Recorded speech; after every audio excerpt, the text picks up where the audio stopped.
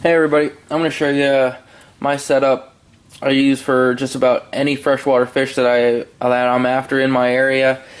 It's a pretty simple setup. A lot of people probably will disagree with me that it's not going to be the greatest, but for me it works, and it works because I know my equipment's limitations and I know how to fight and how to play fish. And if you know how to do that, this is going to work for you. The best setup I've found are these. It's called a Riversider. This is a medium weight. It's 9.5 feet, and it's originally designed to be a noodle rod for salmon and steelhead. But since these rods have such great backbone in them, I've caught everything from 14, 15-inch walleyes on them up to a 44-inch muskie. And like I said, as long as you know your equipment's limitations, it will work for you. Now, the one important factor is noodle rods typically won't have much backbone. These ones do. I think they're for bigger rivers than what we have around here for the steelhead. A lot of noodle rods are going to be real limp, real fast action, and the tips on these are real fast action tips. But the line I put on is this spider wire braid, 10-pound test. And braid, I found no memory whatsoever.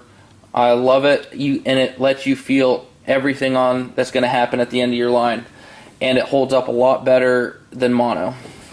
Now, I don't use the braid for a leader. I have one of these connector swivels, little barrel swivels. Now, and what I put for a leader on is, people are going to say this and that about fluorocarbon, you need this brand. No, it's all the same. Save yourself some money. Get this right here. It's the Suffix. It's the castable fluorocarbon. It's no different from your Seeger fluorocarbons that are, $23, $24 a spool, whereas this is $12.99 at Gander Mountain. The reel I have on this rod right now, it's just a Gander Mountain mid-range. It's real nice.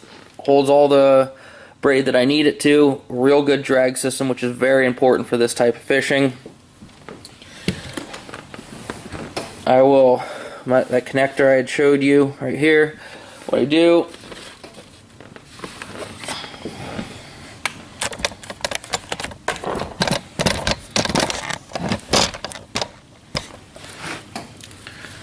I'll take roughly 3 feet for a leader material. It may depend what you need for leader, what you don't. You may need shorter, you may need longer in some situations. I found 3 feet, good setup. I just use a simple cinch knot with this. You go through the eyelet once, come back through, and when you're tying this, you hold that loop in one hand so that loop does not pull tight. Give this probably a good, 6 to 10 spins, whatever you feel is you're comfortable with. And the most important part about this knot, once you have it spun like that, wet it a little bit, just so it doesn't get as much abrasion when you pull the knot tight.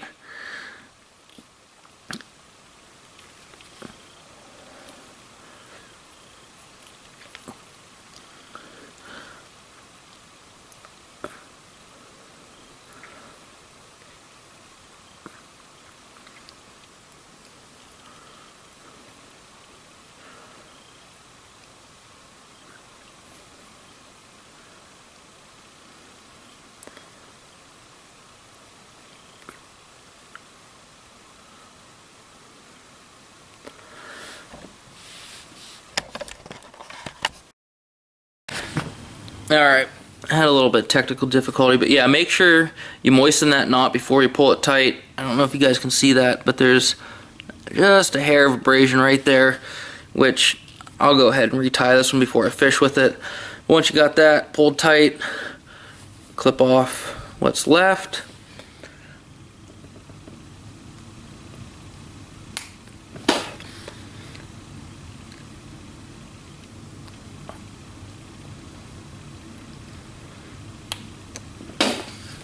And you're left with just, I don't know if you guys see that, Simple knot just like that. Now, like I said, the braid won't have any memory. This leader, after a while, it will get some memory to it.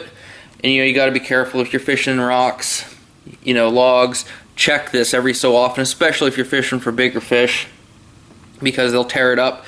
They'll dive down the cover, anything to get off, and it's gonna, I've lost fish because haven't noticed, abrasion in the line. It breaks, your fish is gone, your lure's gone, and you're left wondering what in the hell happened. So that's my basic setup. Now, I don't per se use a swivel. Let me see if I can find them. I do, however, not a full swivel, since I have the barrel swivel on it, and it allows that to rotate. I'll just use one of these.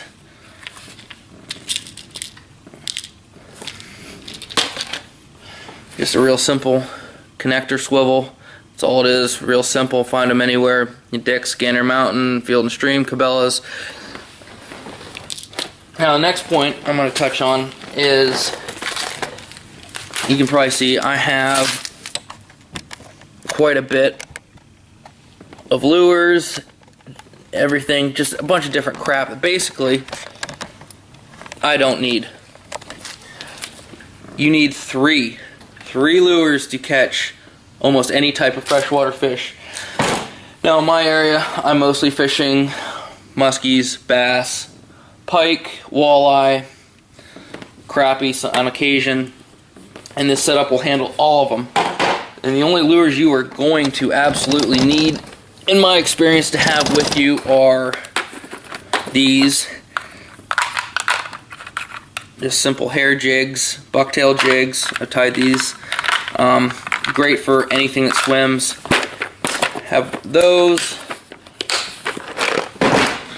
And I know a lot of you guys are going to probably blast me for this, but sonars. Yes, it is true, people snag, a lot of fish on these. That's not my intent, nor do I don't snag them. But these are going to get an aggression response out of most fish. I've even caught trout on these that eat them because they were hungry. And my all-time favorite go-to lure are these right here.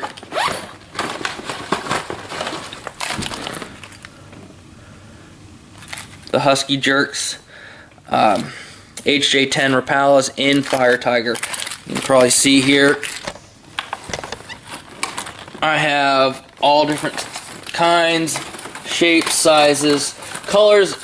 I like the Fire Tiger, and this is another bigger one for if you're fishing deeper water. It's the Shad Rap. I've been only able to find this size at Gander Mountain, the SR9. Now, you're probably thinking, well, those are pretty big. Yeah, they are, and I thought so too. Those are my musky lures, and a lot of guys are going to be using your bulldogs, your giant killers from MEPS and everything like that. You don't always need a huge bait to catch a big fish.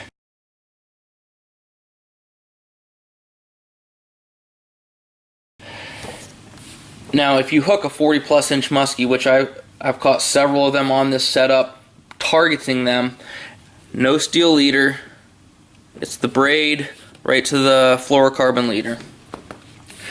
And my theory is that when a muskie hits one of these,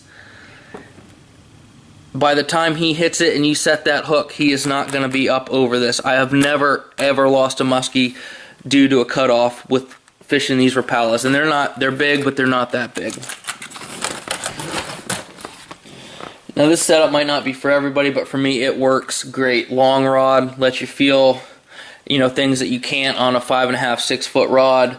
Couple that with the braid, you're set. You can feel exactly what's happening to your lure down there. You can feel everything. So that's about it, guys. I'll have another video up here another couple days on my kayak, the Poor Man's Fishing Kayak. So until then, take care. Have a good one.